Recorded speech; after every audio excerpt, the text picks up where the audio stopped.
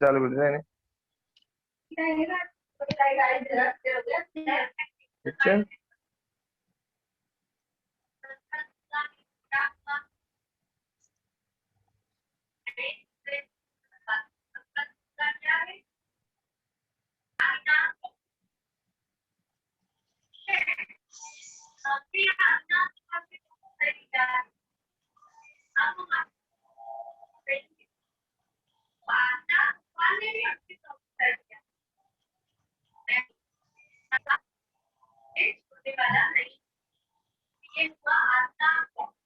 क्या हुआ है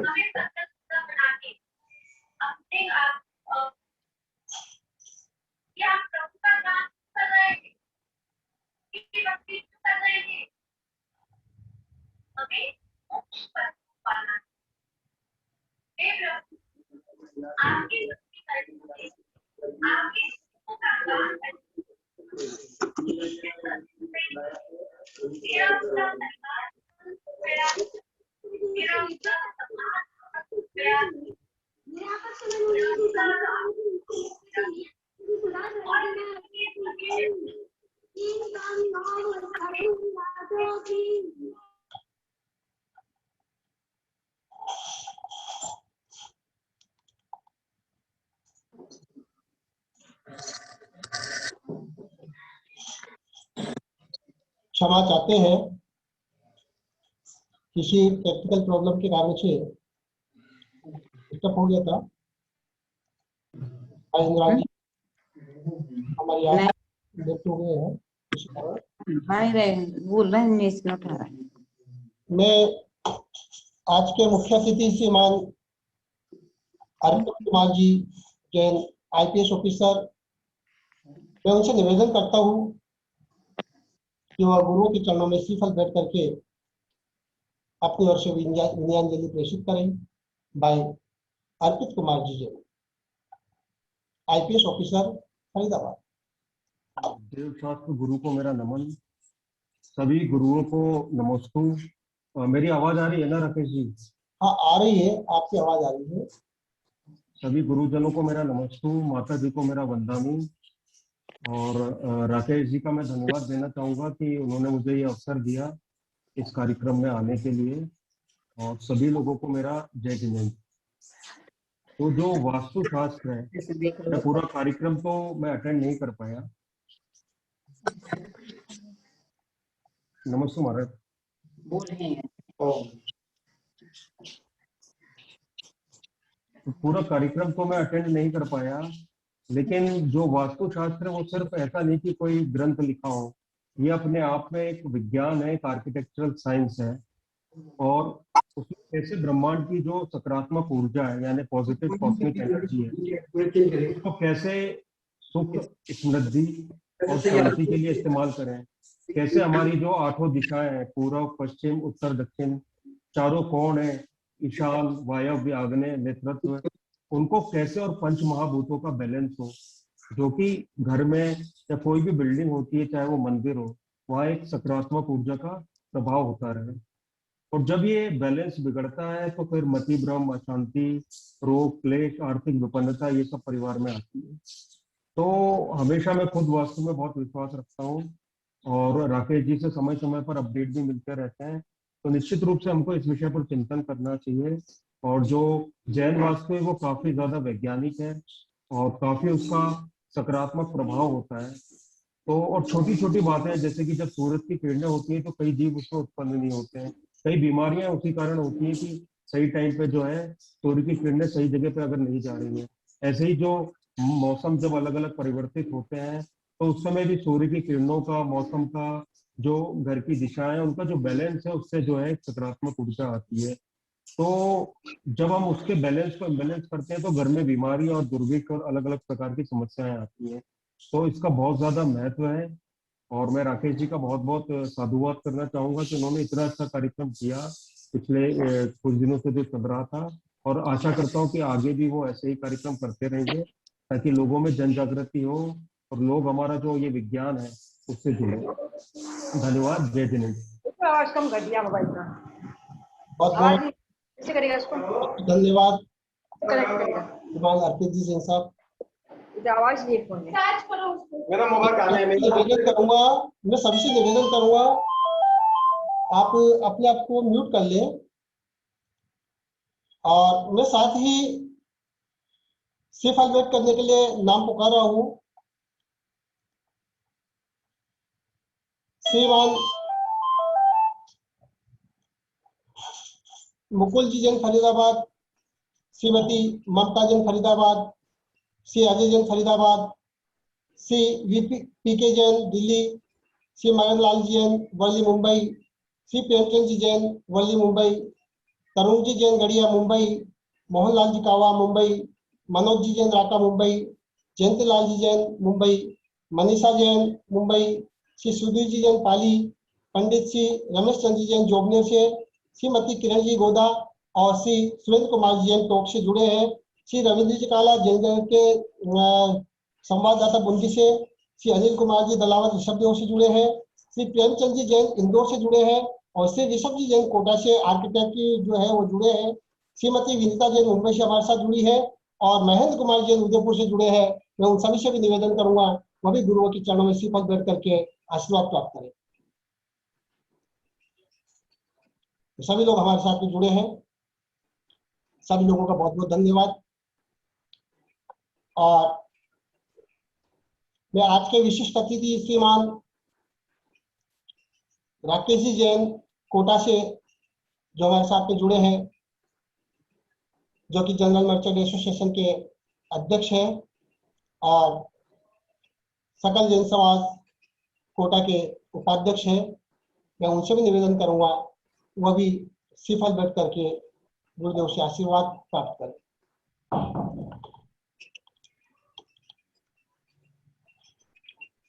राकेश जी किसी कारण से नहीं जुड़ पाए। राकेश जी अगर जुड़े हो, मेरी आवाज आ रही हो तो सिफल बैठ करें। हमारे साथ में शायद राकेश जी किसी कारण से नहीं जुड़ पाए हैं। और आज मैं एक विशेष बात आपको बताऊं कि आज एक बहुत ही हमारे लिए खुशी का अवसर तो है कि हम वास्तु शिक्षण शिविर का समापन समारोह गुरुओं के सानिध्य में मना रहे हैं। लेकिन सभी की जानकारी में एक चीज और डाल दूं कि हम काफी लोगों को नहीं जोड़ पाए। उसके पीछे एक बड़ा कारण रहा है कि हमारे जैन समाज के विभूति श्रीमान राजेंद्र जी गोधा जो जयपुर से है, तीर्थ क्षेत्र संरक्षण कमेटी के अध्यक्ष भी और कई संस्थाओं से जुड़े हुए हैं। आज वह ऐसे व्यक्ति इस दुनिया को छोड़ करके चले गए हैं अभी दोपहर को। और इसी वजह से आज शाम को जो होने वाला 8 से 9 बजे का वास्तु संघ का समाधान का जो कार्यक्रम है वो भी निरस्त किया गया है। लेकिन चूंकि ये कार्यक्रम हमारे गुरुओं के सानिध्य में था है, इस कार्यक्रम को यथावत हमने रखा है। और मैं आपको एक जानकारी दे दूं, हमारे जो जयंती परिवार मनीषा जी हमसे जुड़े हैं, उनके माध्यम से आज इस कार्यक्रम की रिकॉर्डिंग करवाई जा रही है पूरी। और ये टीवी चैनल के माध्यम से भी इसे जो लोग नहीं जुड़ पाए हैं वो भी इस कार्यक्रम को देख पाएंगे। मैं सीधा सीधा हमारे गुरुजनों के चरणों में निवेदन करता हूँ और गुरुदेव आचार्य श्री विश्वेश सागर जी महाराज से मैं निवेदन करूंगा कि वो आज मंगल आशीर्वाद प्रदान करें जितने भी लोग जुड़े हैं सभी को। गुरुदेव आचार्य श्री विश्वेश सागर जी महाराज।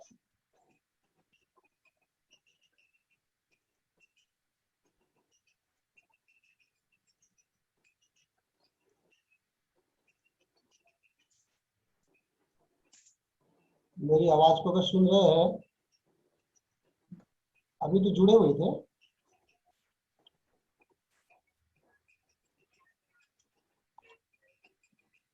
जुड़े हुए हैं आचार्य श्री, म्यूट हो रहा है ये। मैं अनम्यूट कर देता हूं।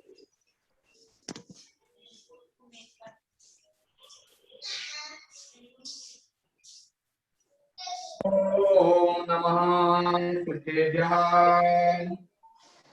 ओम नमः सुखेभ्यः। मंगलम भगवान वीरो मोगणे मंगलम कुंद कुंदाद्यो जैन धर्मोस्तु मंगलम। अज्ञानतिमिरान्धानां ज्ञानाञ्जनशलाकया चक्षुरुन्मीलितं येन तस्मै श्रीगुरवे नमः। श्रीगुरवे नमः। बोले अनंत अनंत परम सिद्ध भगवान की जय। श्री शंकर भगवान की जय। श्री शांतिनाथ भगवान की अजय विनायक महाराज की अहिंसामयी विश्व धर्म की जय। परम श्री गुरु वशिष्ठ जी महाराज की जय। आवाज आ रही है नरसिंह?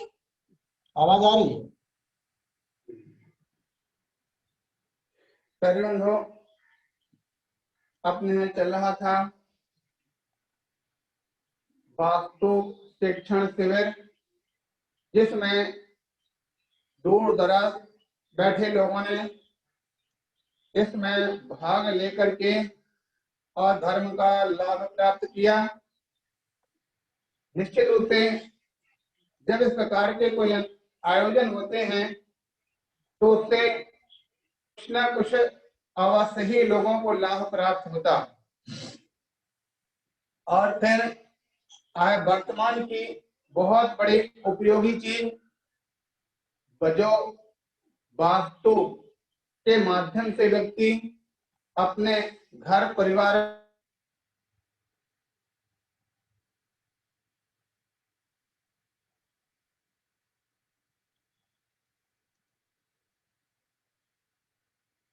व्यक्ति पूछता है ऐसा का अभी कार्यक्रम चल रहा, इसका मंगलाचरण आज अभी आपके वर्तमान के प्रसिद्ध संगीतकार गायक राम कुमार जी के द्वारा किया गया, जो बहुत अच्छा सभी के लिए पसंद आया होगा।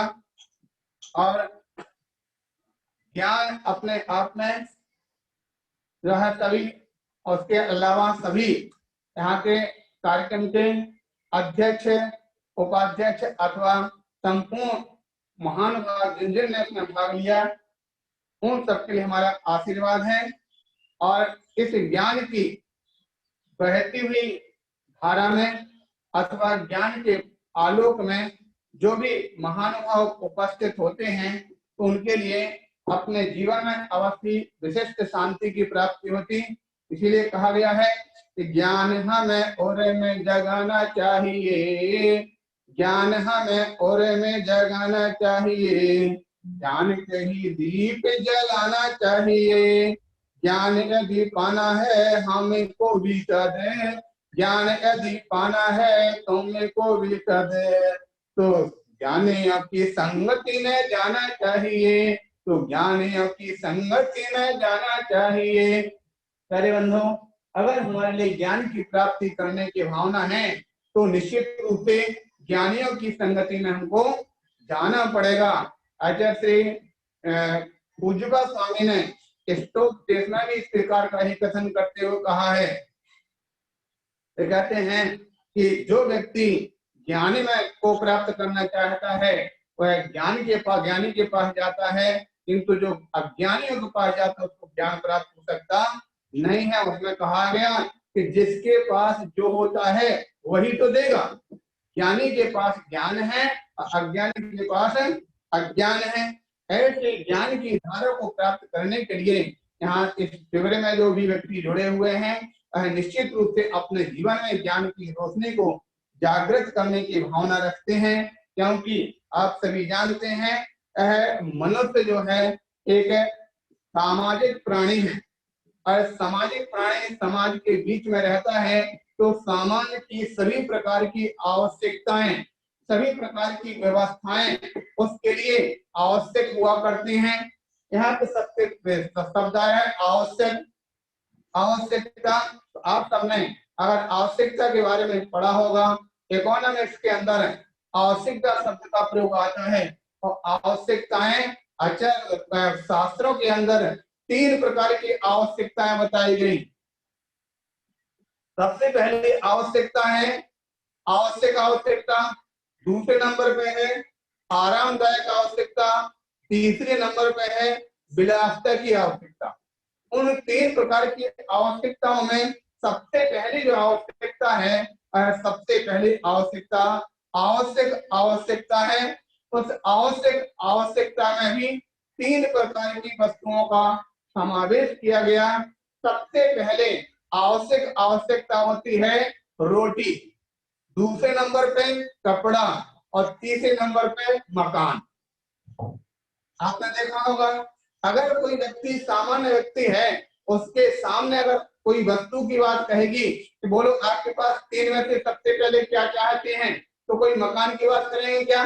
सबसे पहले अगर बात कही जाएगी तो उसको रोटी की बात करेगी, भोजन की आवश्यकता की बात आएगी, क्योंकि सबसे पहले वह भोजन ऐसा है जिसके बगैर जीवन नहीं चल सकता है। तो प्रथम आवश्यकता है भोजन की आवश्यकता, रोटी की आवश्यकता। जब भोजन की पूर्ति हो जाती है तो उसके बाद फिर दूसरे नंबर की आवश्यकता आ जाती है वस्त्र की, कपड़े की।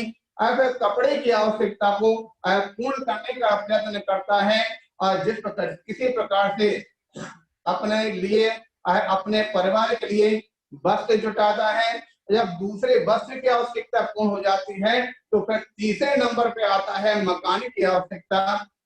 मकान उसको प्राप्त हो जाना चाहिए। मकान को जब प्राप्त कर लेता है, मकान को प्राप्त करके मकान फिर हमारा कैसा होना चाहिए, ये बात निश्चित है कि सबसे पहले व्यक्ति की अपनी स्वयं की योग्यता स्वयं की पूर्ति की बात है।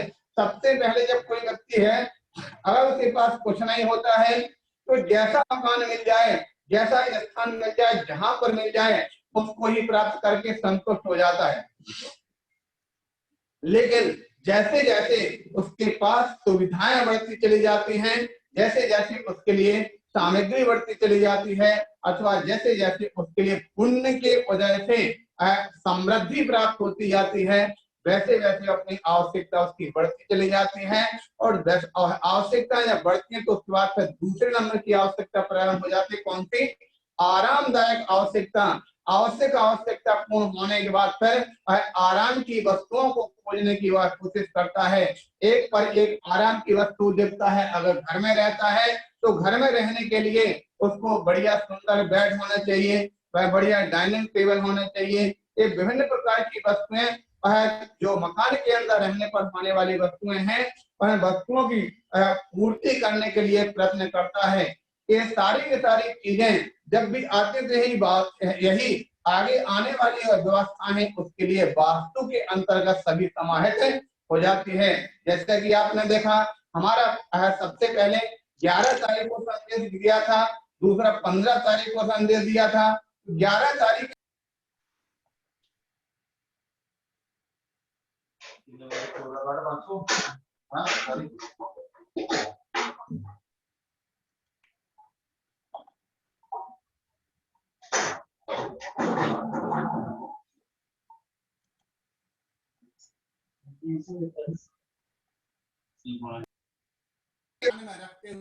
कोई भी कार्य करना चाहिए। योग्य द्रव्य, योग्य क्षेत्र, योग्य काल और योग्य भाव। ये चाहे व्यक्ति एक कदम भी क्यों ना रखे, आप खाने के लिए कोई वस्तु हो, दुनिया का कोई भी काम क्यों ना करे, सबसे पहले उसको 4 समवायों से गुजरना पड़ता है। योग द्रव्य खेत काल भाव अगर इसकी योग्यता उसको प्राप्त हो जाती है, उसके बाद फिर आगे कुछ कदम उसका बढ़ सकता है। तो सबसे पहले हमारा 11 तारीख के संदेश में योग द्रव्य खेत काल भाव को देखते हुए, हो सकता कोई व्यक्ति अगर विदेश का रहने वाला है और भारत में वो अपना कोई किसी स्थान पर मकान बनाए और जहाँ कोई बहुत तेज गर्मी पड़ रही हो, ऐसे स्थान पर अगर मकान बना लेता है तो बेचारा बेचैन हो जाएगा। और क्योंकि वहां पर ठंडे देश में रहने वाला, उसके लिए तो ठंडे वाले स्थान को ही उसको उपयुक्त चॉइस करना पड़ेगा। और गर्म देश वाला अगर किसी ठंडे स्थान पर रहने वाला लग जाए तो उसके लिए अनुकूल नहीं बैठेगा। इसलिए योग द्रव्य योग भाव को ध्यान में रखकर इसको आगे बढ़ना पड़ेगा। और जब भी कोई काम करते हैं, हम वास्तु का काम करें, हम भोजन का काम करें, हम वस्त्र का काम करें, हम स्वजन परिजन का काम करें, अथवा आपके सेवर की बात चल रही है, ये सेवर जो लगाया, जब भी कहने के लिए तो एकमात्र एक सेवर है, लेकिन एक सेवर के लिए अनेक हेतु जुटाना पड़ता है। ना मिले तब तक जो है कार्य कभी सिद्ध होता नहीं है। आप कोई भी काम करेंगे, मकान अगर बनाते हैं, वास्तु का निर्माण करते हैं, कहने के लिए तो एक मकान बनाना है, लेकिन एक मकान बनाने में के लिए आपकी कितनी कितनी वस्तु, निवृत्ति रूप भी चाहिए और प्रवृत्ति रूप भी चाहिए। बहुत सी ऐसी चीजें होती हैं जो पहले आवश्यकता होती है। जब मकान बनाएंगे तो मकान के निर्माण में पहले नींव खोदते हैं, नींव खोदने के पश्चात जो कचरा मिट्टी इत्यादि को बाहर फेंका जाता है, उसके पश्चात वहां पर नींव में अच्छी अच्छी चीजों को रखा जाता है। अगर नींव सुंदर बढ़ जाती है, मजबूत बन जाती है, तो आगे मकान भी अच्छी तरह बन सकता है। अगर नींव गड़बड़ हो गई तो सारा काम गड़बड़ हो जाता है। हमने एक बार बताया था, आपको याद होगा, एक व्यक्ति जो था वो मकान बनाने के लिए तैयार हुआ, मकान बनाना उसने प्रारंभ कर दिया। एक बार बनाया, 2 बार बनाया, 3 बार, 4 बार, बार गिर जाता था। उसके एक बार एक कोई सज्जन वहां से निकले, उन्होंने कहा भाई क्या बात है, परेशान नजर आ रहे। बोले यार क्या बताएं, 3-4 बार मकान बना चुके हैं, लेकिन बार हमारा मकान गिर जाता है, या कहीं छत ढालने पहुंचे तुरंत गिर जाता है। तो उस व्यक्ति ने कहा, अच्छा ये बताओ तुमने नींव कितनी खोदी? बोले नींव की क्या जरूरत, वो तो अंदर गड्ढे में खोदी, उसकी क्या जरूरत पड़ी? नींव तो बिल्कुल नहीं खोदी। बोले अगर तुमने नींव नहीं खोदी तो ध्यान रखना तुम्हारा मकान कभी बनने वाला है। नींव यानी अंदर जरूरत के लिए सारी की सारी जो मकान है, सारी की सारी बिल्डिंग है, वो नींव के ऊपर ही टिकी रहती है। इसलिए सबसे पहले हमारी प्रथम आवश्यकता वास्तु के लिए नींव की है। नींव को हम कितना मजबूती से बना रहे हैं, नींव में हम कितने अच्छे अच्छे पदार्थों को लेकर उसको ठोस और कितनी गहराई तक लेकर के जा रहे हैं, हम सबसे पहले उस नींव को ध्यान में रखेंगे। जिस प्रकार आपने देखा, वृक्ष की अगर जड़ नहीं होगी तो वृक्ष सूख जाएगा, वो फल नहीं दे सकता। हम वास्तु में सबसे पहले हम अपने उसकी नींव को ध्यान में रखते हुए चलते हैं। जब नींव ठीक हो जाती है, उसके बाद फिर योग द्रव्य की बात कर रहे थे। योग द्रव्य हमारा वास्तु के अंदर लगना चाहिए, उस मकान की दीवारों में। योग द्रव्य चाहे कोई भी चीज हो, योग सुंदर सुंदर, क्योंकि संसार के अंदर 3 प्रकार के पदार्थ होते हैं, उत्तम, मध्यम, जघन्य। अगर व्यक्ति जघन्य पदार्थों को लगाएगा तो जघन्य पदार्थ को लगाने पर उसका वास्तु जो है तैयार होगा, उसके अंदर जघन्य ही प्रक्रिया होगी, जघन्य ही ऊर्जा आएगी। अगर श्रेष्ठ वस्तु लगाएगा तो श्रेष्ठ ऊर्जा आएगी, क्योंकि आप जानते हैं श्रेष्ठ वस्तु से श्रेष्ठ ऊर्जा आती है और जघन्य वस्तु से जघन्य ऊर्जा आती है। हम अपने वास्तु में श्रेष्ठ वस्तुओं का प्रयोग करें तो हमारे लिए श्रेष्ठ ऊर्जा, और जो श्रेष्ठ ऊर्जा हमारे जीवन में आएगी तो हमारे जीवन में भी श्रेष्ठता की प्राप्ति, हमारे मन, वचन, काय की प्रक्रिया भी श्रेष्ठ होगी, उत्तम प्रकार से होगी। ऐसे उस वास्तु के प्रयोग में हम अपने इन सब प्रकार के वस्तुओं को प्राप्त करते हैं। उसके पश्चात जब हमारा वास्तु का निर्माण हो जाता है, वास्तु का निर्माण होने के पश्चात फिर हमारे लिए उसके निर्माण के साथ साथ मुहूर्त का बहुत बड़ा उपयोग होता है। हमने किस मुहूर्त में उसका निर्माण किया, उस ग्रह संचार के साथ साथ, ग्रह निर्माण के साथ साथ हमको ज्योतिष को भी उसके साथ में जोड़ करके चलना पड़ेगा। हम ज्योतिष को भी जान करके ज्ञान प्राप्त करेंगे कि हम ज्योतिष के आधार पर किस मुहूर्त में उसका प्रारंभ करें, किस मुहूर्त में उसका समापन करें, किस मुहूर्त में उसका हम उद्घाटन करें अथवा उस मकान में प्रवेश करें। तो मुहूर्त का भी अपने आप में बहुत बड़ा महत्व होता, क्योंकि आप सभी जानते हैं जो नवग्रह हैं वो नवग्रह आकाश में अपना भ्रमण करते हैं और वहां से अपना यहाँ तक भूमि तक उसका प्रभाव होता। आपने देखा होगा जब कभी एक ग्रह के नीचे दूसरा ग्रह आ जाता है तो ग्रह आने पर ग्रहण पड़ जाता, और ग्रहण जब पड़ता है तो ग्रहण की अवस्था में व्यक्ति ना कोई अच्छा काम कर सकता है, ग्रहण की स्थिति में लोग घर से बाहर भी नहीं निकल पाते हैं। तो हम जो अपना कार्य के समय पर हमारे लिए उस ग्रहों का प्रभाव किस प्रकार से पड़ रहा है, हमको इसके साथ साथ बस वास्तु के निर्माण के साथ साथ ज्योतिष का ज्ञान होकर के अथवा ज्योतिष के ज्ञान वाले से उसकी सलाह लेकर के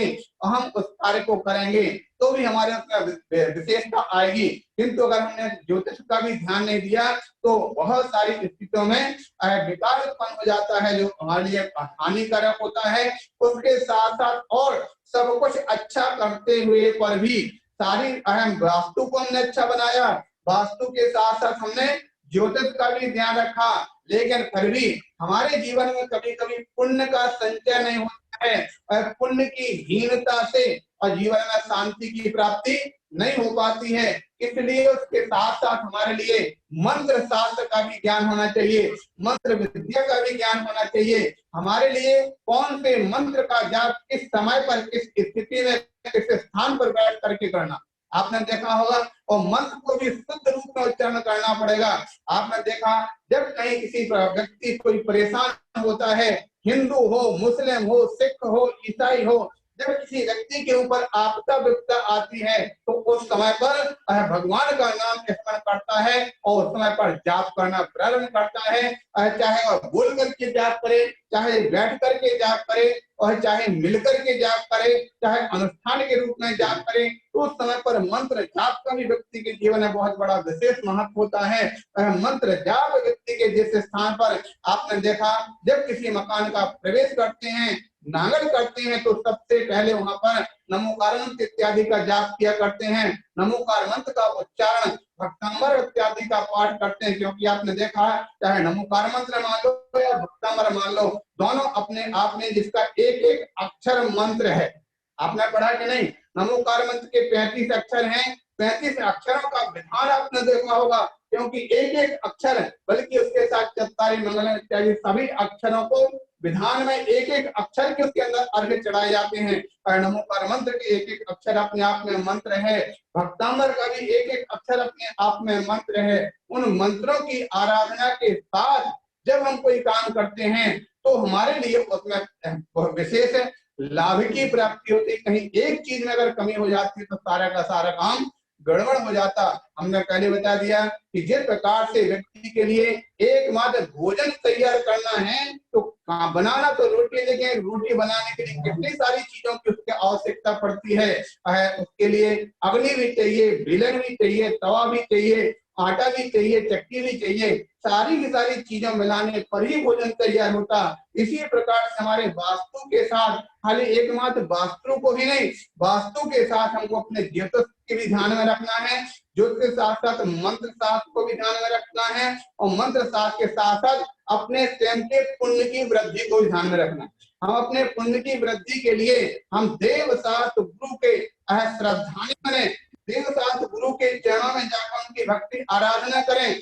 कई बार होता है लोग आराधना तो करते नहीं है और दुनिया के कामों में पूरे जब सफलता नहीं मिलती है तो रोते हैं, हमने ये काम किया, हम इतने समय की मेहनत कर रहे हैं, इतने परिश्रम कर रहे हैं, हमको सफलता नहीं मिल रही है, हमारा कार्य सिद्ध नहीं हो रहा, हमारा व्यापार नहीं चल रहा। क्योंकि हमने पहले बताया क्योंकि सभी के अपने आप में बहुत बड़ी उपयोगिता है। हाँ, इसीलिए जैन सिद्धांत कहता सबसे पहले उठ करके ब्रह्म मुहूर्त होता, और ब्रह्म मुहूर्त किसके लिए, हम अपने स्वयं आदम ब्रह्म के पुण्य की वृद्धि करने के लिए होता है। उठते ही सबसे पहले सूर्योदय के समय अपने नित्य क्रियाओं से निवृत्त होकर के ब्रह्म की आराधना करना, और ब्रह्म की आराधना कहाँ पर होगी, ब्रह्म के पास होगी, देव शास्त्रगुरु के पास होगी। तो जब हम ब्रह्म की आराधना के लिए भगवान के चरणों में पहुंचकर उनका अभिषेक करते हैं, पूजन करते हैं, आराधना करते हैं, और कभी अगर कदाचित भगवान के पास नहीं पहुंच पाते हैं तो हम अपने स्थान पर बैठ करके ही माला लेकर के जाप करते हैं, क्योंकि ब्रह्म का जो मुहूर्त है, ब्रह्म मुहूर्त तो ब्रह्म की आराधना में ही लगाना चाहिए। ब्रह्म की आराधना में हम ब्रह्म मुहूर्त को लगाएंगे तो उससे हमारे पुण्य की वृद्धि होगी। और जो पुण्यवान व्यक्ति जंगल में भी खड़ा हो जाए तो जंगल में भी मंगल हो जाता है। पुण्यवान व्यक्ति अगर पहाड़ के ऊपर खड़ा हो जाए तो पहाड़ पर भी उसकी सारी सुविधाएं आ जाती हैं। पुण्यवान व्यक्ति जहां पर जिस रास्ते से गुजर जाता है उस रास्ते वाले दुनिया वाले उनके सामने आकर अपने आप हाथ जोड़ करके नतमस्तक हो जाते हैं। सारी की सारी चीजों को ध्यान में रखते हुए हम अपने वास्तु के साथ साथ आगे की चीजें, पीछे की चीजें सभी को ध्यान में रखते हुए अपने जीवन में संकलित करते हुए उसका प्रयोग करते हुए अपने जीवन को अगर आगे बढ़ाएंगे तो हमारे जीवन में अवश्य ही शांति की प्राप्ति होगी। और जब हमारे जीवन में शांति होगी तभी हम दूसरों को शांति दे सकते हैं। किंतु हमारा जीवन, हमारा मन जब स्वयं अशांत होगा तो हम दूसरे को भी शांति दे सकते नहीं है। इसलिए अपनी शांति के लिए सबसे पहले ज्ञान की धारा से प्रारंभ करते हुए और अपने सामाजिक जीवन में आने वाले आवश्यकता की चीजों को ध्यान में रखते हुए और सभी वस्तुओं का हम ध्यान में रखेंगे। और सभी वस्तुओं के साथ साथ उन सबके पीछे आप चाहे डॉक्टर के पास जाओ, आप कलेक्टर के पास जाओ, आप किसी के भी पास चले जाओ, जब कहीं किसी चीज से जब व्यक्ति हार जाता है अंत में वही बोलता है अब भैया आपको भगवान ही मालिक है, अंत में वही आपका भाग्य ही मालिक है। ये भाग्य और भगवान कहाँ से आता है? कहीं बाहर से नहीं आता है। भगवान भी हमारे अंदर में और भाग्य भी हमारे अंदर में है। अपने भगवान को जागृत करेंगे। ये नीचे लेते जाओ। एक डिब्बे में और है, एक साथ जा नहीं पाएगा, वो भी लाके देते हैं, फिर इसमें भर देना।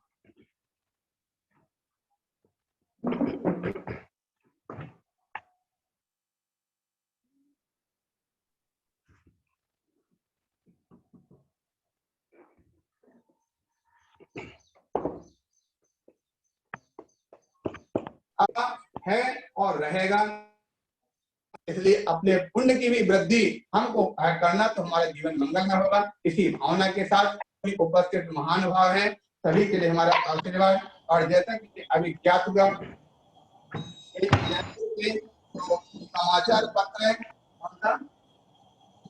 समाचार जगत के संपादक जो राजेंद्र जी गोधा, उनका अनायासी आज देवलोक हुआ, स्वर्गवास हुआ, सुन करके अच्छा एक हृदय लगा कि क्योंकि जैन समाज का एक विशिष्ट व्यक्ति जो जैन धर्म की भावना में सदैव तत्पर रहा करते थे, उनकी आत्मा की शांति के लिए हम आशीर्वाद देते हैं, भावना भाते हैं कि उनकी आत्मा की शांति की प्राप्ति हो। इसी भावना के साथ राजेंद्र गोधा के लिए आशीर्वाद, समाप्त उपस्थित महानुभावों के लिए आशीर्वाद। सभी अपने जीवन में पुण्य का अर्जन प्राप्त करें, ज्ञान की वृद्धि करें, आत्म शांति को प्राप्त हो। और इस कार्य का जो संचालन करने वाले राकेश जी हरकारा वाले, जो हमारे बहुत पुराने समय से हमारे पास आते रहते थे, अब बहुत अच्छी तरह से हमेशा कोई भी पूजन पाठ विधान इत्यादि करने के लिए जब भी हमारा कहीं संदेश पहुंचता था हमेशा तत्पर रहते थे। महाराज आपका आदेश है, तुमको आपको दर्शन की लाभ मिल जाएगा और हम आपका जो कार्यक्रम भी करा के अवश्य आपके पास आएंगे। ऐसे राकेश जी, उन्होंने हम तो शायद यहाँ दूर निकलने के बाद ज्यादा याद नहीं रख पाए, लेकिन उन्होंने हमको अब भी दूर होने के बाद भी याद रखा। उनके लिए आशीर्वाद है, हमेशा अपने इस कार्य में और जो भी किसी भी कार्य को आगे बढ़ा सभी में सफलता को प्राप्त करें। उनके लिए हमारा आशीर्वाद, आशीर्वाद। बोले 1008 शांतिनाथ भगवान की नमोस्तु गुरुदेव, नमोस्तु गुरुदेव। गुरुदेव ने हमें बहुत ही अच्छा मार्गदर्शन दिया। अब मैं निवेदन करूंगा आचार्य गुरुवार विवेक स्वामी जी महाराज के चरणों में कि वो मंगल आशीर्वाद सभी को प्रदान करें। मैं एक निवेदन करूंगा, समय की थोड़ी बाध्यता है, तो हमें आज जितने भी लोग हैं सब आपका आशीर्वाद चाहते हैं, सभी लोगों सभी गुरुओं का। तो सभी मंगल आशीर्वाद संक्षिप्त रूप में सभी भक्तों को प्रदान करें। तो परम पूज्य आचार्य गुरुवर विवेक साड़ी जी महाराज शुरुआत में जुड़ चुके थे। परम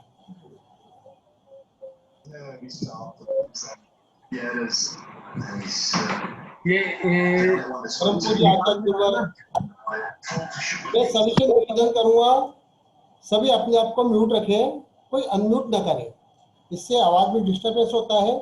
परम पूज्य आचार्य गुरुदेव विवेक सागर जी गुरुदेव के चरणों में नमोस्तु नमोस्तु नमोस्तु।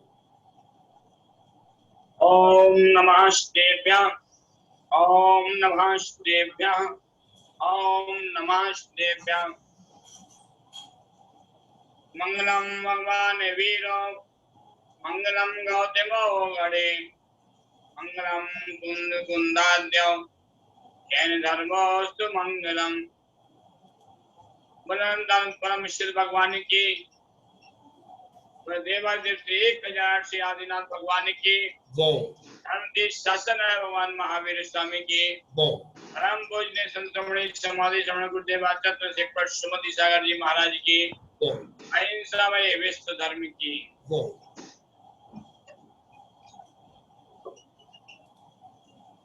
धर्म मानवभाव। विगत 15 दिनों से आपका वास्तु शिविर चल रहा था।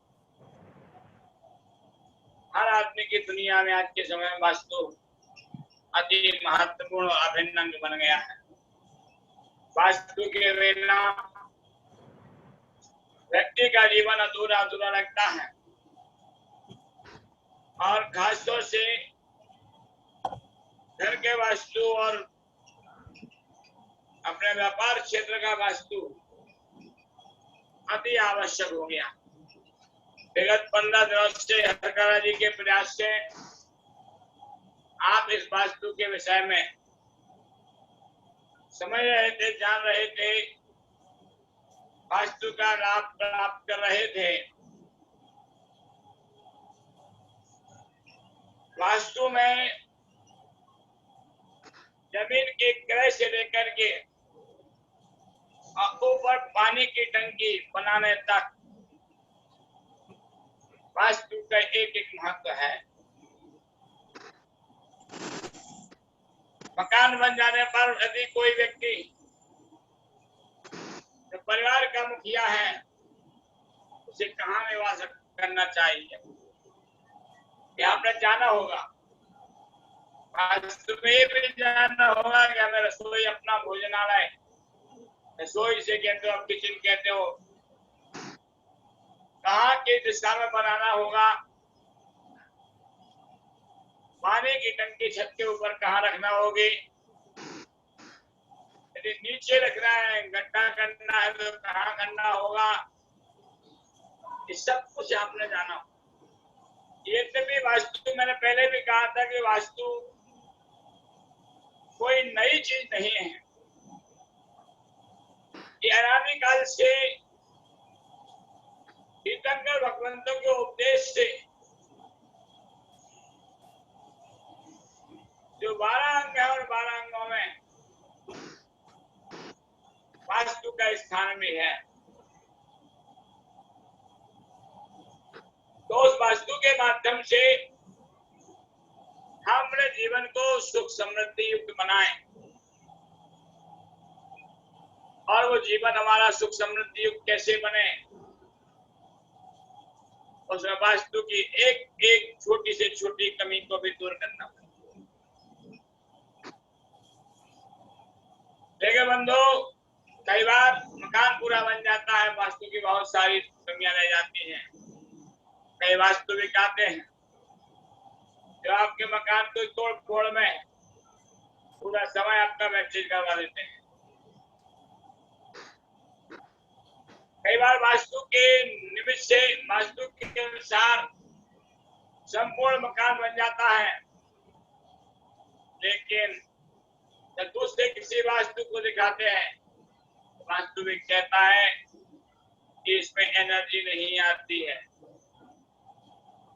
ये सब कुछ हमारे जीवन से जुड़ी हुई चीजें हैं। पूर्व और उत्तर से एनर्जी आती है, क्योंकि वहां से दरवाजा होता है और दरवाजे से एनर्जी आती है। कदाचित हमें दक्षिण या पश्चिम में दरवाजा बनाना पड़ा, तो फिर नेगेटिव एनर्जी को हम कैसे बचा करके दूर रखें, ताकि वह नेगेटिव एनर्जी हमारे मकान में प्रवेश ना हो। इसके लिए पहले दरवाजे पर देरियां बनती थी, देरी के बिना मकान नहीं होते थे, जिससे हमारे मकान की पॉजिटिव एनर्जी बाहर न जाए और नेगेटिव एनर्जी अंदर ना आए। लेकिन वर्तमान के जितने ही मकान बनते हैं, सभी बिना देहली के जो है बनते हैं। पहले तो दरवाजे होते थे खुलने बंद करने के लिए, लेकिन अब जगह कम है, जगह का अभाव है, दरवाजा दीवार से जुड़ा करके बना दिया जाए, उसमें एक दरवाजे से काम चल जाएगा। ये निश्चित वास्तु दोष है। यदि खुलने वाले तो दरवाजे होंगे तो किवाड़ होंगे, तो उन दोनों किवाड़ों से हमारी समभुजा बनी रहेगी, और समभुजा बनी होने के कारण से पॉजिटिव एनर्जी ही हमें प्राप्त होगी। दरवाजा हमेशा मध्य में होता है, जिससे हम अपने उस पॉजिटिव एनर्जी को सुरक्षित रख सकते हैं और नेगेटिव एनर्जी से बच सकते हैं। अब वास्तु को संपूर्ण रूप से अपने जीवन में अपनाएं, उसके लिए भी आचार्य भगवान कहते नहीं। मैंने कहा था कि वास्तु तो केवल आपके लिए अवलंबन मात्र है, सहारा मात्र है, कि जिससे अपने जीवन के लिए सुरक्षित रख सकें। सही मायने में हमारे सुख दुख का साथी बनाता है, हमारा पाप और पुण्य बनाता है। उस पाप पुण्य की एनर्जी हमें हमारे शास्त्रों से, धर्माचार्यों से प्राप्त हुआ करती है। धर्म की आराधना किए बिना तो पुण्य की एनर्जी हमें प्राप्त नहीं हो सकती है, पाप की नेगेटिव एनर्जी जा नहीं सकती है। धर्म ध्यान, मंत्र जाप, भगवान की भक्ति, ये हमें पॉजिटिव एनर्जी देने का कार्य करते हैं। और इस पॉजिटिव एनर्जी लाने के लिए अपनी सकारात्मक सोच, पॉजिटिव थिंकिंग भी होनी चाहिए। आज अपन देखते हैं बहुत सारे लोग हमेशा नेगेटिव थिंकिंग में ही बने रहते हैं, उनकी नकारात्मक सोच बनी रहती है, वो हमेशा उल्टा ही उल्टा सोचते रहते हैं, और उनके जीवन में अनेक प्रकार की कठिनाइयां आती हैं।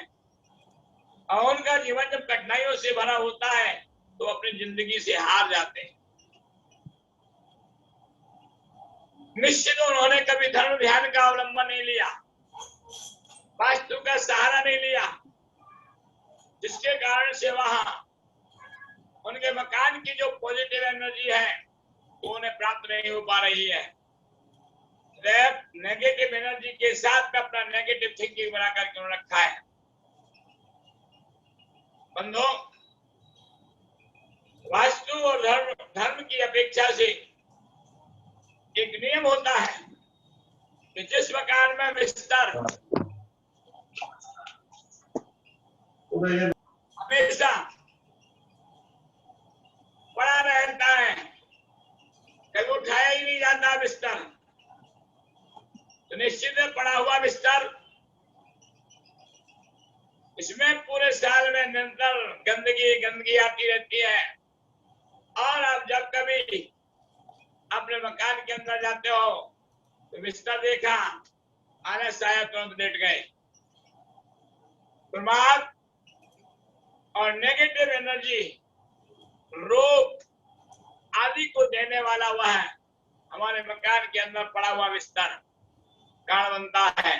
पहले के समय में लोग जब मृग मुहूर्त में उठते थे तो वो अपने बिस्तर को कभी पड़ा हुआ नहीं छोड़ते थे, संपूर्ण बिस्तर को उठा करके दूसरी जगह रख देते थे। क्यों? क्योंकि वह आलसी नहीं बनना चाहते थे, प्रमादी नहीं बनना चाहते थे। वो अपने जीवन में नेगेटिव एनर्जी को नहीं आमंत्रण देना चाहते थे। वे अपने घर में कभी रोग को आमंत्रण नहीं देना चाहते थे, शोक को आमंत्रण नहीं देना चाहते थे।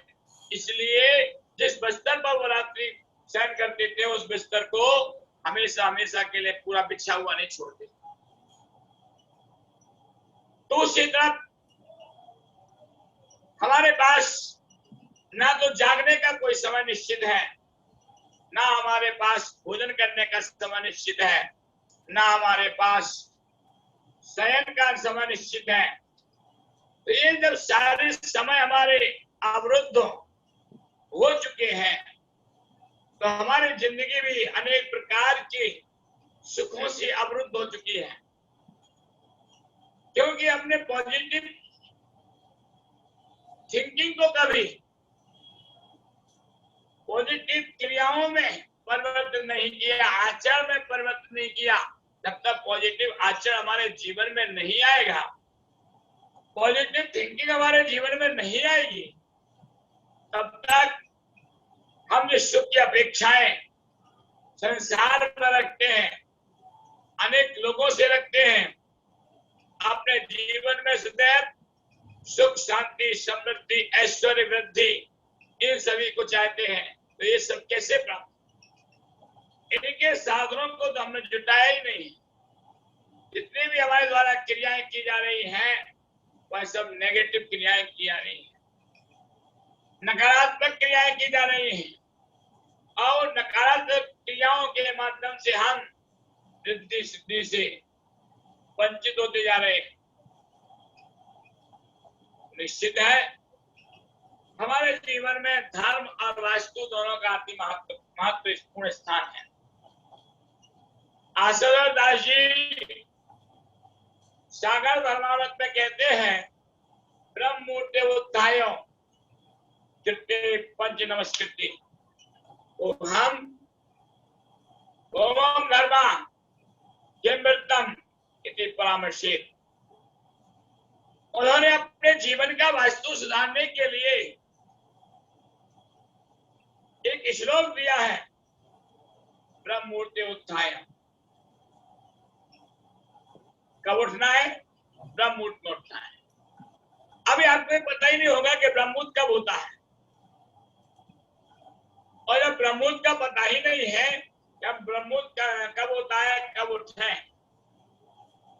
तो ब्रह्म मुहूर्त का जो हमारे आचार्य भगवंतों के द्वारा निर्धारित समय है वह ठीक प्रातः काल की वेला में 4:24 से 5:12 तक का समय ब्रह्म मुहूर्त का है।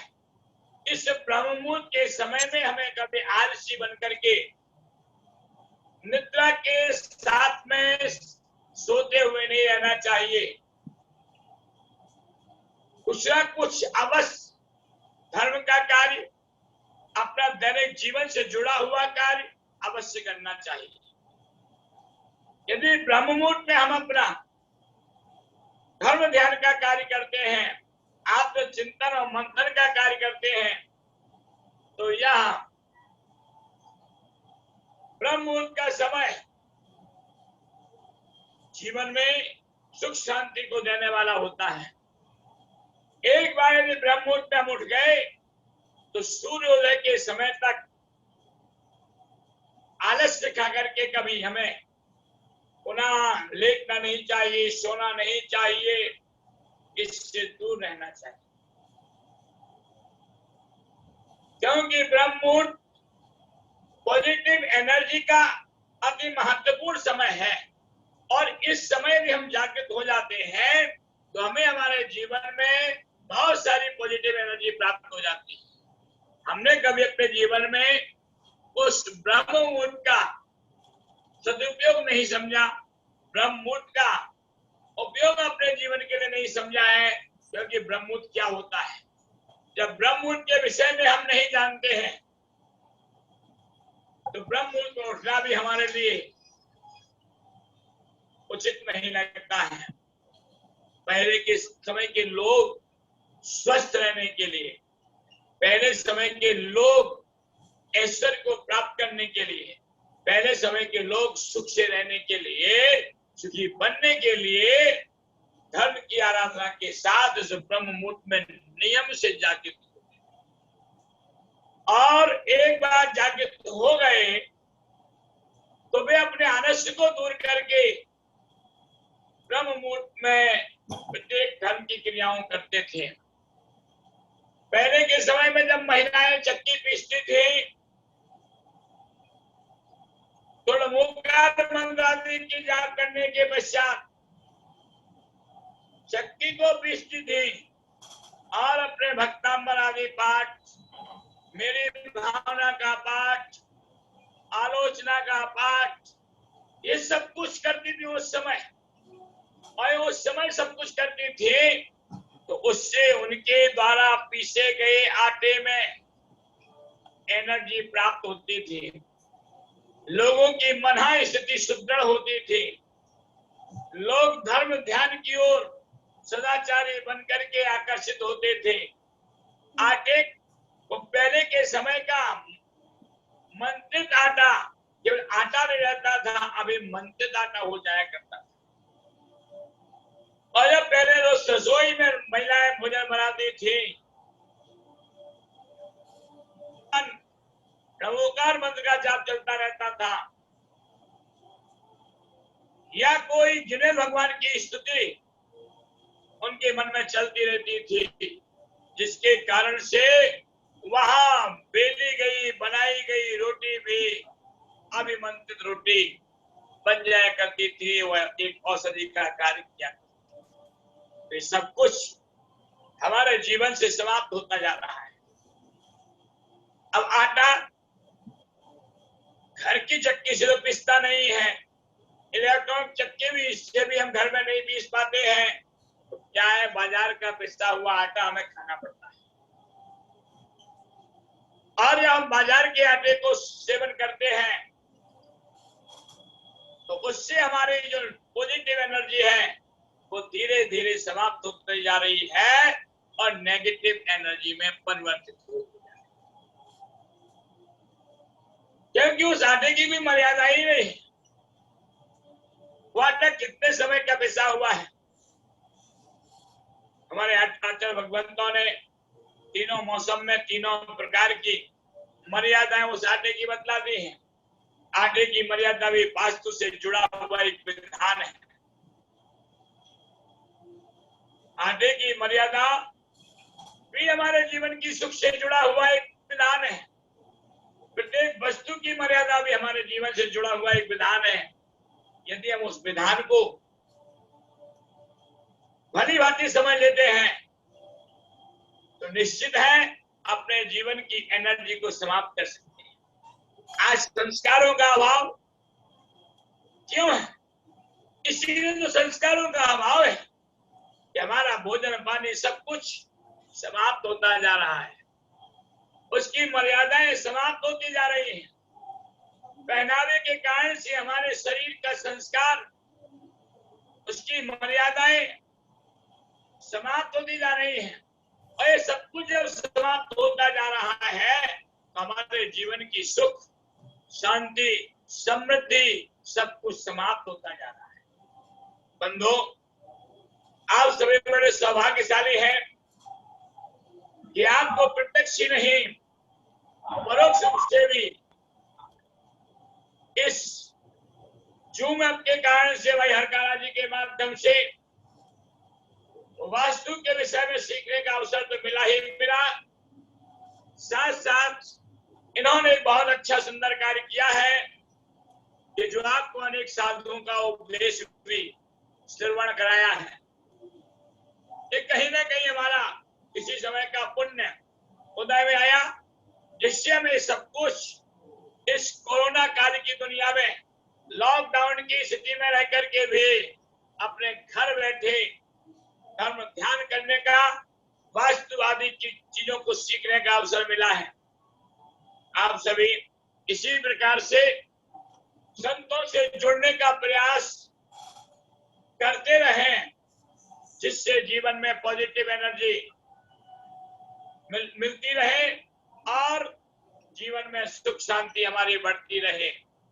भाई हरकारा जी, आपका ये 15 दिवसीय वास्तु शिविर निश्चित लोगों के लिए बृहद ज्ञान देने वाला शिविर बना होगा, जिसमें बहुत सारे लोगों ने ऑनलाइन रह करके इस शिविर से लाभ प्राप्त किया होगा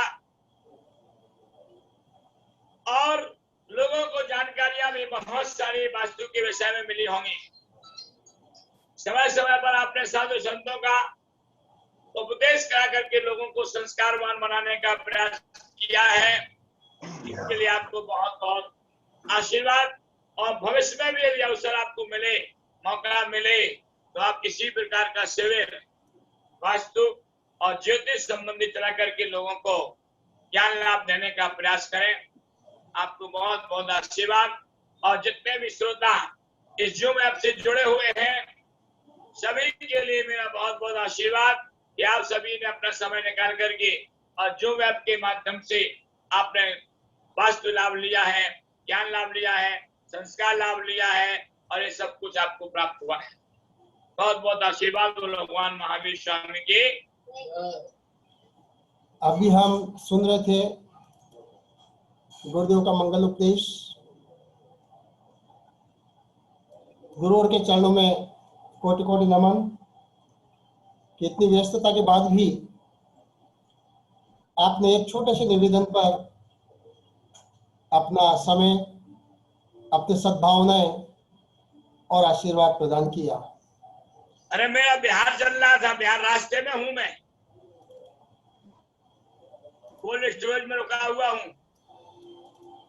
गुरुदेव, ये आपका आशीर्वाद है और हम बच्चों पर आपकी कृपा है कि मुझे पता है, मैंने जानकारी मिल गई थी कि आज आपका बिहार चल रहा है, तो मुझे तो लग रहा था कि पता नहीं आप समय दे पाएंगे नहीं दे पाएंगे, लेकिन आपने आज जिस प्रकार से इतना व्यस्ततम समय होने के बाद भी आशीर्वाद प्रदान किया, सच में हम सभी धन्य हो गए आज। और ऐसा ही आशीर्वाद हमेशा बनाए रखे। अब मैं निवेदन करूंगा परम पूज्य आचार्य गुरुवर शशांक सागर जी महाराज साहब से कि वो भी अपना मंगल उपदेश हम सभी भक्तों को प्रदान करें।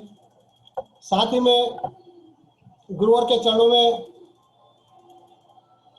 मैं सभी भक्तों की ओर से नमन करता हूं और कुछ नाम में पुकार रहा हूं।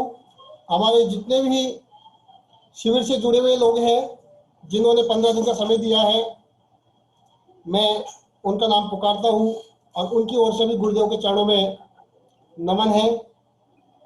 श्रीमान इंजीनियर आशीष जैन, पारुल जैन सतना से, निवेदिता जैन रोहतक से, श्रीमती तरंग जैन जो कानपुर से है, श्रीमती साक्षी अग्रवाल जो देहरादून से है, श्रीमती पूजा अग्रवाल कोलकाता से, महावीर जी जैन डिग्गी वाले मालपुरा से, श्री गोविंद जी जैन डिग्गी वाले, अमित जी जैन डिग्गी वाले, श्री संपत जी जैन लावा से है, श्री राजेंद्र जी पाटने कापरेन से है, श्री अशोक जी जैन कासलीवाल वार्ड पार्षद कापरेन से, श्री नरेंद्र जी चौरिया इंदौर से वार्ड पार्षद, श्री धीरज जी पाटने जोटवाड़ा जयपुर से है, श्री राकेश जी गोदा जयपुर से, श्री धर्मेंद्र जी जैन प्रतापनगर जयपुर से, श्रीमती पूर्णिमा जैन बेंगलोर से जुड़ी हुई है, और श्री मनोज कुमार जी जैन बोली से जुड़े हुए हैं, श्री विजय जी जैन धुलिया महाराष्ट्र से हमारे साथ जुड़े हैं, श्री मनीष जी जैन झवेरी जो मुंबई से जुड़े हैं, और श्री कमलेश जी पारिक निवाई से, और श्री मनोज जी जैन इंदौर से। सभी लोगों ने शिविर में लाभ प्राप्त किया और सभी लोगों की ओर से मैं गुरुदेव के चरणों में नमन करता हूँ। हे गुरुदेव, आप अपनी मंगल देशना से सभी को लाभान्वित करेंगे। गुरुदेव शशांक सागर जी महाराज।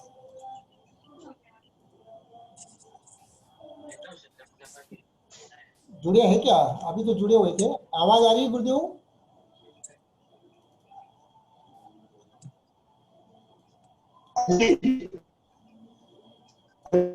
जुड़े हैं गुरुदेव, जुड़े हैं। आपकी आवाज बोले गुरुदेव। चालू कीजिए गुरुदेव। बोलिए पंच परमेश्वरी भगवान की जय, भगवान की जय, महाराज बाड़े वाले परम प्रभु भगवान की जय, महावीर भगवान की जय, शांति सागर जी महाराज की जय, सागर जी महाराज की जय, शिक्षा गुरु आचार्य श्री विद्यासागर जी महाराज की जय, शिक्षा गुरु आचार्य भगवान श्री सिद्धांत सागर जी महाराज की जय।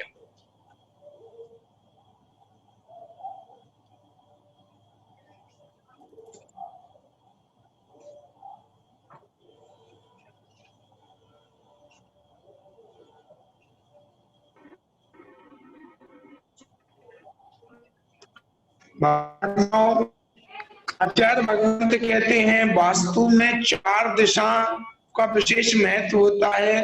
जो 4 दिशाओं को संभाल लेता है उसका पूरा जीवन व्यवस्थित हो जाता है। 15 दिन से आदरणीय राकेश जी हरकारा के द्वारा इस वास्तु में लगाया जा रहा था। बहुत ही सुखद एवं आनंद के साथ संपन्न हुआ। नहीं चला कर 15 दिन व्यतीत हो गए। वास्तु व्यक्ति की व्यवस्था को संभालने का उपक्रम होता है।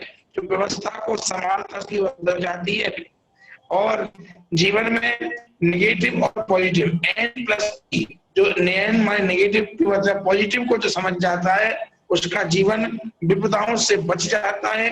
ये वास्तविक आप सबके लिए मंगलकारी बना, आप बना। पूरी वास्तविक टीम को, पूरे श्रोतागणों को मेरा बहुत बहुत आशीर्वाद। बोलिए महावीर भगवान की जय। गुरुदेव का आशीर्वाद अभी हमें प्राप्त हुआ। बहुत ही संक्षिप्त में गुरुदेव ने अपने अंतरंग से सभी को आशीर्वाद दिया। मैं गुरुदेव को श्री चरणों में सभी की ओर से नमन करता हूँ। और अब मैं हमारे बीच में गुरुदेव अरुण सागर जी महाराज जुड़े हुए हैं। मैं गुरुदेव अरुण सागर जी महाराज के चरणों में हमारे इस कार्यक्रम से जुड़े हुए सभी सदस्यों की ओर से निवेदन करता हूँ। मैं नाम पुकारता हूँ हमारे सभी विद्वत गणों का, जो कि जैन ज्योतिष महासंघ से जुड़े हुए हैं। हमारे सभी विद्वान गण जिन्होंने मुझे जैन ज्योतिष महासंघ का अध्यक्ष के पद पर नियुक्ति कर रखी है, ऐसे सभी विद्वानों का मैं हृदय से आभार व्यक्त करता हूँ और सभी का नाम पुकारता हूँ। श्रीमान प्रोफेसर पंडित टीकम चंद जी दिल्ली वाले, पंडित नेमीचंद जी विद्यार्थी दिल्ली, पंडित जय कुमार जी जैन उपाध्याय, पंडित जय कुमार जी जैन दुर्ग, पंडित मनीषा चेलावत जी, पंडित सुरेंद्र कुमार जी जैन सलूम्बर, पंडित सुरेंद्र कुमार जी जैन गुड़गांव, पंडित मयंक जैन शास्त्री दिल्ली, श्रीमती मीना नाहटा इंदौर, श्रीमती मंजू लता जी इंदौर, श्रीमती आभा जी इंदौर, डॉक्टर राजेंद्र प्रसाद जैन इंदौर, पंडित वीरेंद्र कुमार जैन मारवाड़ा जी, पंडित देवेंद्र जैन शास्त्री इंदौर, पंडित M.K. जैन इंदौर से, पंडित आशीष जैन जी इंदौर से जुड़े हैं, पंडित अजीत जी शास्त्री जो रायपुर से है, पंडित अमोल जी जैन इंदौर से है, पंडित अशोक जी जैन हिसार से हमारे साथ जुड़े हुए हैं, पंडित पंकज जी जैन जो भी इंदौर से है, पंडित प्रद्युम्न जी जैन ये भी इंदौर से है, और पंडित संदीप जी जैन ये भी हमारे संस्था में जुड़े हुए हैं, पंडित तेजस्वी जैन जो अहमदाबाद से जुड़े हुए हैं हमारे साथ में, और पंडित भानु कुमार जी जैन जो कि हमारे साथ में जैन ज्योतिष महासंघ से जुड़े हुए हैं। इन सभी की ओर से मैं गुरुदेव अरुण सागर जी के चरणों में नमोस्तु करता हूँ। नमोस्तु गुरुदेव, नमोस्तु गुरुदेव, नमोस्तु गुरुदेव। अपना मंगल आशीर्वाद प्रदान करें।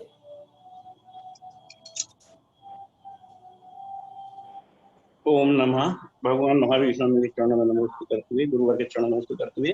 आवाज पहुंच रही है? आ रही है गुरुदेव, आ रही है। बहुत संक्षिप्त में अपनी बात आप तक पहुंचा रहा हूं, क्योंकि समय का उल्लंघन काफी हो चुका है। और वक्ता किसी ने भी समय का ध्यान नहीं रखा। चलिए मैं अपनी बात आप तक पहुंचा रहा हूँ। एक कहा जाता है 3 मकार का त्याग करो, लेकिन मैं कहता हूँ 3 मकार को ग्रहण करो। वो मकार दूसरे हो सकते हैं, ये मकार दूसरे हो सकते हैं, अलग बात है। मध्यमास मधु वो भी 3 मकार हैं। मकान, मंदिर और मन, इन 3 को आप संभाल लो, इन 3 को आप स्वीकार कर लो। मकान से आपकी ममता जागृत होती है, तो जब ममता जागृत होती है तो वो मोह बढ़ाती है, पतन का कारण बनती है। और मंदिर से समता जागृत होती है। जब समता जागृत होती है तो जीवन समता में होने से सामयिक में हो जाता है और समुचित जीवन परिवर्तित हो जाता है। जब आपके जीवन में समता जागृत होती है, जिसके जीवन में समता जागृत हो जाती है वह संसार के अधिकांश पापों से बच जाता है।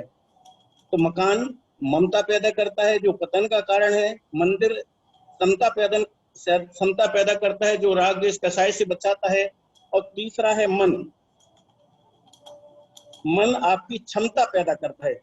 यदि अगर आपका समीचीन मन है तो ऐसी क्षमता पैदा कर देता है कि आप आत्मा से परमात्मा की यात्रा कर सकते हैं, आप हर प्रकार की उपलब्धियों को प्राप्त कर सकते हैं। तो ये 3 चीजें हैं, मकान, मंदिर और मन।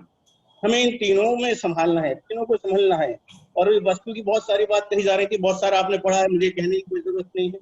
सिर्फ इतना कहूंगा कि 10 दिशाएं हैं, इन 10 दिशाओं को जो संभाल लेता है उसकी दिशा बदल जाती है, उसकी दशा बदल जाती है। और जो 10 दिशाओं को नहीं संभाल पाता है, 10 दिशाओं को समीचीन नहीं कर पाता है, उसकी दुर्दशा हो जाती है, उसकी दशा बिगड़ जाती है। और वास्तु के बारे में बहुत लंबा है, बहुत कहना बेकार है, आपने पढ़ा होगा, उसको रिपीट करना बेकार। लेकिन मैं इतना ही कहूंगा कि सबसे बड़ा वास्तु मकान का है कि जितना मकान आपका फ्रेश होगा, जितना क्रॉस होगा, जितना मकान में फ्रेश होगा, उतनी आपकी सारी जो नेगेटिव एनर्जी है वो अपने आप निकल जाएगी। और आज के घरों में क्या हो गया, फ्रेशनेस बिल्कुल नहीं है, खिड़की दरवाजे लिमिटेड है, खिड़की है नहीं है, वो गंदी की अंदर ही घूमती रहती है। जितना मकान आपका फ्रेश होगा, जैसे आपका मन फ्रेश होता है तो आपको सुख शांति मिलती है, इसी प्रकार से आपका मकान जितना फ्रेश होगा, जितनी हवा होगी, उतना वास्तु अपने आप सही होगा। सारे वास्तु का एक ही है, शुद्ध हवा। जितना आपके मकान में फ्रेशनेस है, शुद्ध हवा है, उतनी ज्यादा। एक कहा जाता है कि दवा से ज्यादा काम दुआ करती है, दुआ से ज्यादा काम हवा करती है, शुद्ध हवा। तो यदि अगर आपके मकान में आपको शुद्ध हवा मिल रही तो वह सबसे ज्यादा अच्छी बात है। तो वास्तु, आप मंदिर का सुधार, मकान का वास्तु सुधार रहे, मकान का वास्तु सुधारने से आपको क्षणिक शांति मिल सकती है, शारीरिक शांति मिल सकती है, आप शारीरिक कष्टों से मुक्त हो सकते हैं। लेकिन मैं कह रहा हूँ मकान के वस्तु के साथ साथ मन का वस्तु सुधारो। यदि अगर आपने मन का वस्तु सुधार लिया तो आपको क्षणिक आनंद नहीं, लंबे समय का आनंद मिलेगा, शारीरिक आनंद नहीं, आत्मिक आनंद मिलेगा। तो इसलिए हमें मकान के वस्तु के साथ साथ मन का वस्तु सुधारना सबसे आवश्यक है। यदि अगर मन का वस्तु नहीं सुधारा, मन व्यवस्थित नहीं किया, तो आप कितने भी मकान के वस्तु बदल लेना, आपके मन में यदि अगर भूत घुसा है, फितूर घुसा है, आपके मन में मेंटली है, तो वस्तु कुछ भी करने वाला नहीं। कितने भी सुधार लेना मेरा चैलेंज है। तो पहले आप अपने मन का वस्तु सही करें, मन का वस्तु सही करेंगे तो आप लंबे आनंद को प्राप्त होंगे, क्षणिक आनंद को नहीं, आत्मिक आनंद को प्राप्त होंगे। और बात रही शिक्षण की, तो मैं कहता हूँ शिक्षा सदैव अपूर्ण है, शिक्षा कभी भी पूर्ण नहीं होती, चाहे वह वास्तु की हो, चाहे शिल्प की हो, चाहे कला की हो, चाहे व्यापार की हो, चाहे पढ़ाई की हो, किसी भी क्षेत्र की शिक्षा हो, शिक्षा हमेशा अपूर्ण है, शिक्षा कभी पूर्ण नहीं होती है। तो शिक्षा हमें जितनी मिले उतनी हमें ग्रहण करना चाहिए, जहां से मिले वहां से हमें ग्रहण करना चाहिए। शिक्षा हमारे जीवन में 4 चांद लगा देती है, शिक्षा हमारे जीवन को शिक्षित बना देती है। ये कहा जाता है कि जैन आगम में किसी को मूर्ख कह देना सबसे बड़ी गाली है। जो अशिक्षित है, विवेकवान नहीं है, ज्ञानी नहीं है, वो मूर्ख की कैटेगरी में, मूर्ख है तो उसको सबसे बड़ी गाली कही। अशिक्षित होना सबसे बड़ा दुख है, उस शिक्षित होना सबसे बड़ा सुख है। इसलिए शिक्षा जिस भी क्षेत्र की, जिस भी विषय की, जहां से भी हमें जब भी मिले वह हमें ग्रहण कर लेना चाहिए। क्योंकि ये कहा जाता है शिक्षार्थी की कोई उम्र नहीं होती, विद्यार्थी की कोई उम्र नहीं होती, शिवरार्थी की कोई उम्र नहीं होती। किसी भी उम्र में कोई भी किसी प्रकार की शिक्षा ग्रहण कर सकता है। जितनी शिक्षा ग्रहण करेगा उसका उतना जीवन पवित्र पावन बनेगा। तो राकेश जी ने शिक्षा के लिए आयोजन किया, लेकिन मैं ज्यादा नहीं जुड़ सका। इसलिए नहीं जुड़ सका कि दोपहर में मेरी अपनी व्यस्तताएं होती हैं। आज भी 3 बजे मैंने बंद कर दिया था, फिर 2 बार चालू किया, क्योंकि आज मेरी क्लास हुई नहीं। 3 बजे से हमारी कर्मकांड की क्लास होती, वो आज हुई तो तुमको सौभाग्य मिल गया, नहीं तो 3 बजे मैंने बंद कर दिया था। मेरी क्लास दूसरी शुरू होती है, तो समय कम होता है। तो दोपहर आपका क्लास चली, उस क्लास में क्लास कम, औपचारिक ज्यादा थी, इसलिए मैं दोपहर में नहीं जुड़ सका। और रात्रि के समय में मेरा ध्यान सामायिक का समय होता है, तो इसलिए मैं जुड़ बिल्कुल भी नहीं पाया। केवल उस दिन भी मेरा वक्तव्य था, राकेश ने निवेदन किया था, तब आया। आज भी राकेश जी का निवेदन था कि आज समापन है, उद्बोधन दे देना, तो मैंने ट्राई किया, कोशिश किया, आपकी किस्मत थी कि मिल गया, क्योंकि मेरी क्लास नहीं हुई इसलिए। तो मैं ये कह रहा हूँ कि राजेश जी ने आयोजन किया है, राकेश जी को मेरा आशीर्वाद है, बहुत बहुत आशा है कि ऐसे आयोजन करते रहे। शिक्षा के क्षेत्र में शिक्षा देना, हमारे यहाँ कहा गया ज्ञान दान देना केवल ज्ञान में कारण है, तो शिक्षा ज्ञान हमारे केवल ज्ञान में कारण बनता है, ज्ञान में काटने में कारण बनता है, और जो ज्ञान हम दूसरों को देते हैं वह ज्ञान हमारा है। चक्रवर्ती ब्याज के साथ वृद्धि से अब इस सब में सम्मिलित हुए, आप सब ने लाभ लिया है। राकेश जी को मेरा बहुत बहुत आशीर्वाद है, और राकेश जी से भी ज्यादा आशीर्वाद उन सबको है जिन्होंने अपना समय निकाल करके समय का सदुपयोग किया है, समय का लाभ लिया है। ओम नमः। गुरुदेव के चरणों में बारंबार नमन। आपने अपनी व्यस्तता में से भी समय निकाला, मतलब व्यस्तता नहीं, व्यस्तता के अंदर भी व्यस्तता रहती है, लेकिन ये हमारा पुण्य उदय था, आज हमारा भाग अच्छा था कि आज हमें ऐसे रत्न की प्राप्ति हुई। ऐसे मंगल रचना बहुत ही कम शब्दों में गुरुदेव ने बहुत अच्छी बात कही। हमें ज्यादा समय न लेते हुए हमारे साथ में भरतेश्वरी माता जी, गणिनियारी का भरतेश्वरी माता जी जुड़े हैं, काफी टाइम से जुड़े हुए थे। अभी शायद क्योंकि सभी गुरुओं का समय का समय हो रहा है तो वह बाहर चले गए, निकल गए वह, इससे मैं जानता हूँ समय की मर्यादा होती है, और क्षमा चाहता हूँ मैं कि समय निश्चित समय से अधिक समय लग रहा है। और अगला निवेदन मेरा विकाम्य श्री माता जी से है, अगर वो जुड़े हुए हैं तो निवेदन करता हूँ आशीर्वाद प्रदान करें। शायद मैं देख रहा हूँ विकाम्य श्री माता जी भी जा चुके हैं। अंतिम में दीक्षा श्री माता जी हमारे साथ में जुड़ी हुई है, मैं उनसे निवेदन करूंगा कि वो बहुत ही संक्षिप्त में अपनी मंगल आशीर्वाद सभी को प्रदान करेंगे। दीक्षा श्री माता जी।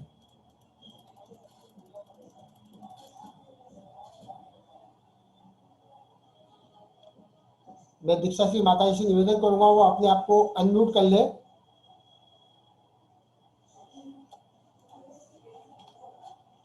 अभी अभी जस्ट जुड़े हुए थे, मैं नाम बोल रहा था तब तक जुड़े हुए थे, वो भी काफी टाइम से जुड़े हुए हैं।